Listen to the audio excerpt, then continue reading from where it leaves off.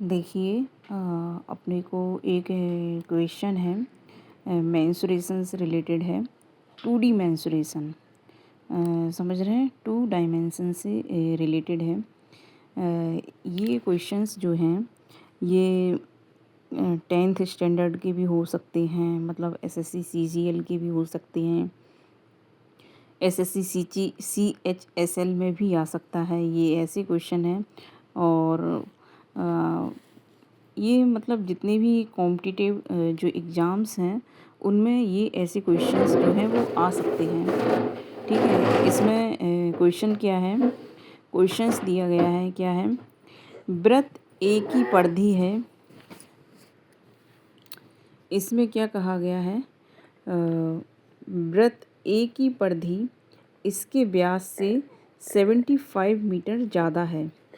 यदि वृत्त बी की त्रिज्या वृत्त ए की त्रिज्या से 3.5 मीटर अधिक हो तब वृत्त की परिधि मीटर में कितनी होगी। ठीक है, तो हमने क्या मान लिया, ये है वृत्त ए, मतलब सर्कल ए है, ये इसका क्या है, सेंटर है, और ये इसकी क्या है, रेडियस है। रेडियस कितनी है इसकी, R1 है। ठीक है, और ये हमारा क्या है, ये हमारा क्या है, सर्कल 2 है, और सर्कल 2 की रेडियस कितनी है, R2 है। ठीक है, तो इसमें क्या कहा गया है कि जो वृत्त ए है,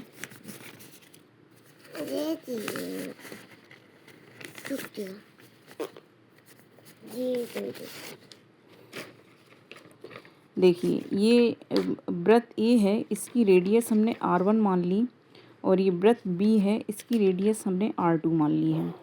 ठीक है, इसमें इन्होंने क्या कहा है, वृत्त ए की परिधि क्या होगी, 2πr1, इसके व्यास से, व्यास कितना होगा, त्रिज्या का डबल, मतलब 2r1, इसके व्यास से 75 मीटर ज़्यादा है, तो ये 75 हो गया।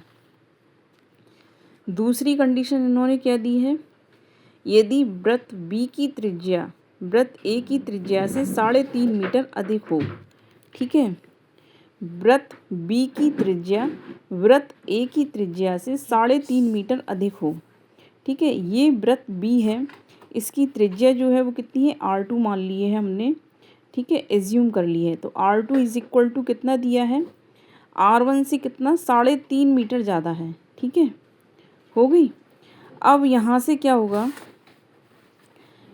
ये यहाँ से हम R1 फाइंड करेंगे।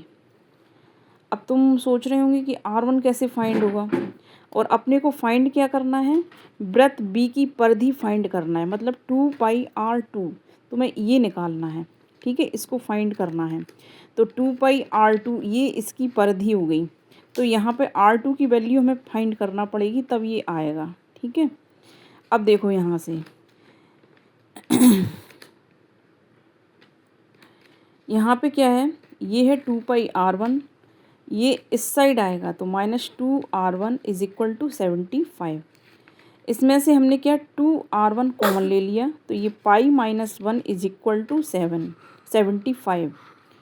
r1 इज इक्वल टू का क्या आएगा, 75/2 और π-1। ठीक है, अब देखो यहाँ पे ये हुई R1 की वैल्यू। ठीक है, अब R1 की वैल्यू हम यहाँ पुट कर दें यहाँ पर, तो ये हमने R1 की वैल्यू जो है, ये वैल्यू जो है वो हमने यहाँ पुट कर दी है। ठीक है, तो ये कितना आ जाएगा, 75/2π-1 प्लस ये। अब केवल हम पहले इसको सॉल्व कर रहे हैं, इतना हिस्सा, तो ये 2 इंटू अंदर क्या आएगा, पाई की वैल्यू होती है 22/7। ठीक है,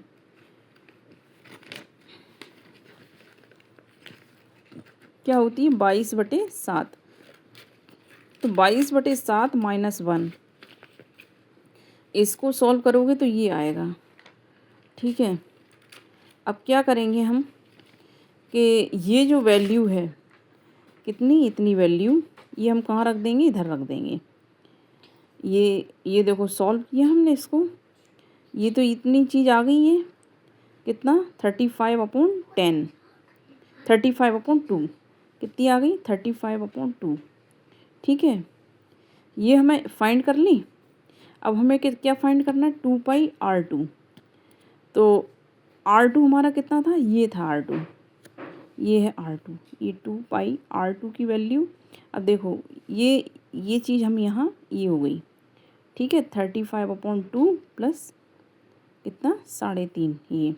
तो ये दशमलव जब जाएगा नीचे तो ये 10 हो जाएंगी। ठीक है, इसको जब सॉल्व करोगे तुम ये पूरा आ जाएगा 132।